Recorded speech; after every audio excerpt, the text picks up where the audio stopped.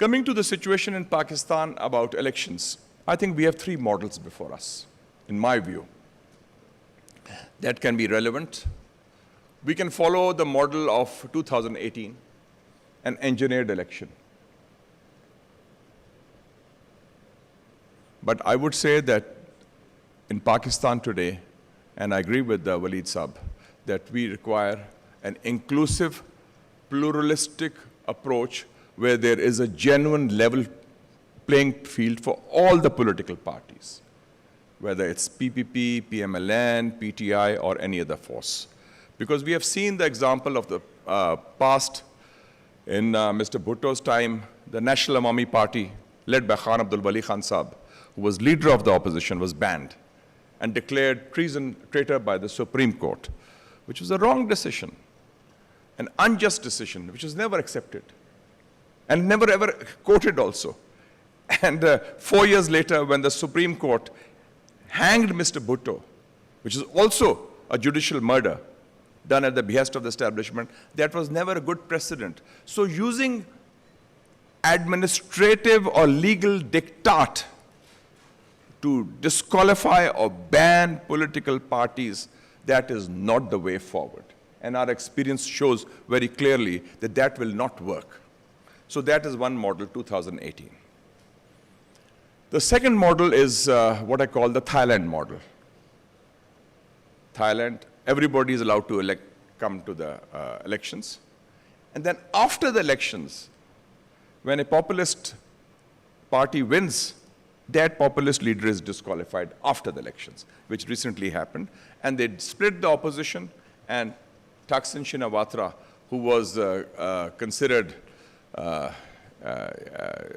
undemocrat or unpatriotic, and he was exiled for 16 years, he was brought back, and his party is now in power. While the main populist leader who had won the election, he was disqualified.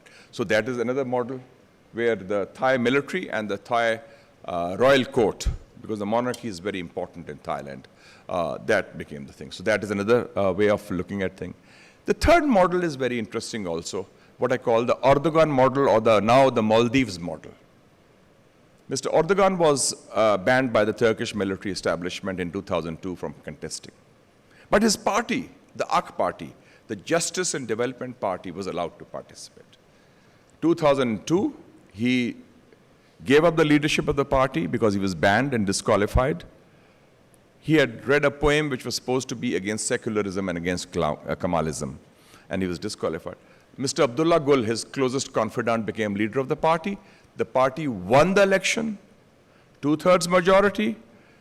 They came to power, they changed the laws, and the disqualification of Erdogan was over. 2 days ago, in Maldives, the same thing has happened. There was elections, and the elections actually became a proxy election between China and India, because the previous government was pro-India, and Abdullah Yamin, who was supposed to be pro-China, he was jailed for corruption charges. He had been president from 2013 to 18. His proxy, Mohammad Muizzu, has won the election. And the first thing he did was to get his mentor from jail to house arrest as starters, and he has announced. And he campaigned on with his T-shirt where say India out of Maldives, because India has some troops also there. So the Maldives model is also there. The main leader is disqualified.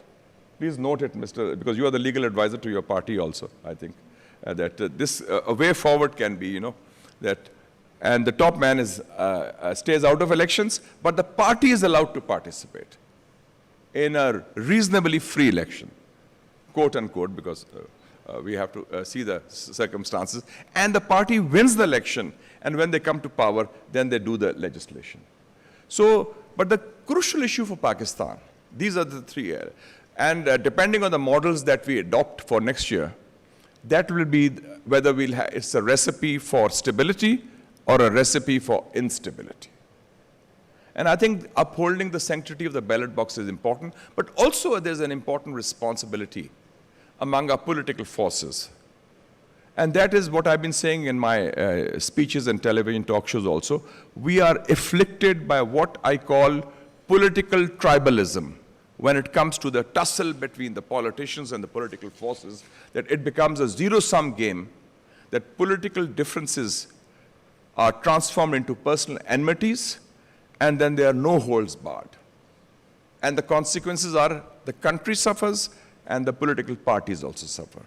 So, and I'm happy to be in the company of Senator Raza Rabbani Sahib and also Waleed Iqbal Sahib, that on issues of democracy, rule of law, human rights, and elections, we do speak above party lines, because it's about Pakistan and its people, not about a party or a person.